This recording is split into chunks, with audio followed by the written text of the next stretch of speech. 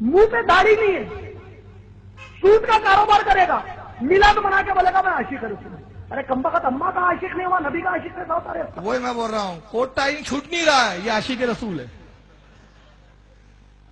اب یہ تو وہی بات ہوئی نا بھائی، منہ پہ داڑھی نہیں ہے تو اس کا مطلب کیا میلاد نہیں منانا، منہ پہ داڑھی نہیں تو نماز نہیں پڑھنا، یہ کیا بات ہے؟ ہم مدینے کے کتے، حقیقت میں کتے، مدینے میں کتوں کی کوئی جگہ نہیں ہے۔ ہاں ایک بات سن لو، یہ کتے والی بات کر، میں رک رک کے جواب بھی دیتے جا رہا ہوں۔ مدینے کے کتے سے مراد یہ نہیں ہو چار ٹانگ والے کتے، اس سے مراد یہ ہے کتے میں وفاداری ہوتی ہے، تو ہم کہتے ہیں مدینے کے کتے، مطلب ہم مدینے کے وفادار ہیں۔ مگر یہ کون ہے؟ ان کے بارے میں تو حدیث میں آیا منافق جہنم کے کتے ہیں، حدیث پاک میں۔ کیا؟ ارے اللہ کے نبی ایک اعلیٰ اخلاق والے ذات مبارک ہے، تم لوگ کیسا پیش کر رہے ہیں نبی صلی اللہ علیہ وسلم کو؟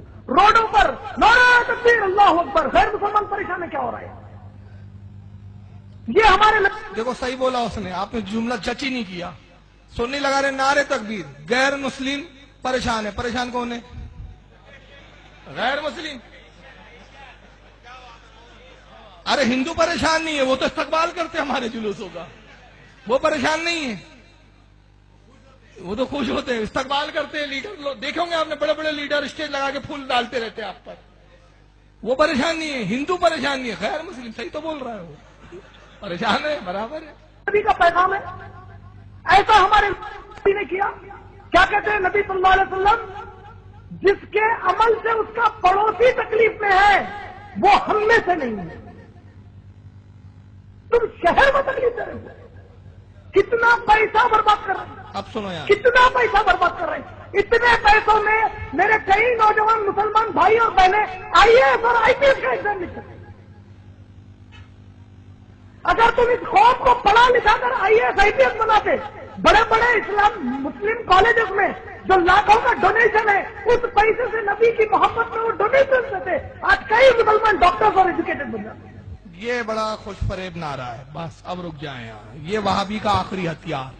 جب سارے ہتھیار ختم ہو جاتے ہیں نا، اب حدیث پڑھ دیں، قرآن پڑھ دیں، اب کچھ نہیں بچا، یہ پیسے فضول خرچ ہو رہا ہے، یہ پیسے میں کنواری عورتوں کے نکاح ہو جاتے، بیواؤں کے نکاح ہو جاتے، غریب بچوں کے نکاح ہو جاتے، لوگ ڈاکٹر بن جاتے۔ بیٹا یہی سبق ذاکر نائک کو کیوں نہیں سنا؟ اتنا بڑا اسٹیج مت لگا، ایک چھوٹا سا ٹیبل پہ تقریر کر دیں، وہ لاکھوں روپے بچا کے کتنے آئی ایس کر لیتے، وہاں نہیں۔ وہ کیک بنانے کی کیا ضرورت تھی تمہارے آقاؤں کو؟ گرینس ریکارڈ میں نام ڈالنے 3000، چھوٹا سا کیک بناتے، کھانا ہی تھا تو، سمجھ رہے نا؟ چھوٹا سا کیک بناتے، لیکن وہاں پر نہیں۔ سارے غریب غربا مساکین کب یاد آتے ہیں؟ جیسی میلاد منایا۔ یہ بڑے بڑے اجتماع لاکھوں کے کرتے ہیں، لاکھوں کے چینل چلا رہا ہے وہ، پیس چینل لاکھوں کا، کائے کو چلا رہا؟ اتنے میں لوگوں کو آئی ایس بنا دینا، ڈاکٹر بنا دینا، وہاں نہیں۔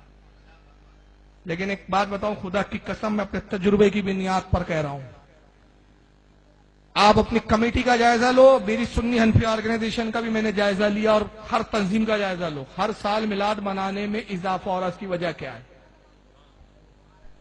ایک محلے میں ایک مجلس منعقد ہوتی ہے اس سال میلاد کی، چھوٹے سے وہ استعداد کے مطابق لائٹنگ لگاتے ہیں، اگلے سال لائٹنگ میں اضافہ ہو جاتا ہے، جھنڈیوں میں اضافہ ہو جاتا ہے، پھر اس کے بعد چھوٹا سا جلسہ لیتے ہیں، جلسوں میں اضافے ہو جاتے ہیں، جلسے بڑے ہوگی۔ یہ جو اضافہ ہو رہا ہے اس کا مطلب کیا ہے؟ میلاد کی برکت سے اللہ اپنے بندوں کو پیسہ بھی دیتا جا رہا ہے۔ اور ایک بات سن لیجئے، صرف میلاد کے پیسوں میں ہی غریب کیوں یاد آتے؟ غریبوں کے لیے کیا زکوٰۃ نہیں ہے شریعت میں؟ صدقے نہیں ہیں؟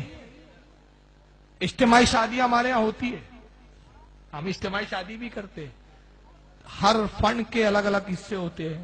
زکوٰۃ کا پیسہ سیدوں کو نہیں دیا جا سکتا، دے سکتے ہیں آپ زکوٰۃ کا پیسہ؟ حلال نہیں ہے، سیدوں کی امداد کے لیے الگ پیسہ ہے، ان کو تحفہ دیا جائے گا، غریبوں کو زکوٰۃ دی جائیں گی، مسکینوں کو صدقہ دیا جائے گا۔ اور اللہ استطاعت دے تو اگر ہمارے ہاں اگر کوئی بچہ پڑھنے کے لائق ہے، کمزور ہے، تو ہم اس کی الگ سے مدد کر سکتے ہیں، لیکن یہ کوئی حکم نہیں ہے کہ میلاد بند کرے اور پھر بچوں کو پڑھائیں۔ تو ایسے بچے جو جس کی پڑھنے سے ذکر نبی رکتا ہو، اس سے بہتر ہے کہ جاہل رہ جائیں۔ کل تو تم کہیں گے ارے صاحب اتنی خوبصورت مسجد کیوں بناتے ہو یار، جھوپڑے میں نماز پڑھ لو، اتنے پیسے میں بچوں کو ڈاکٹر بنا دو۔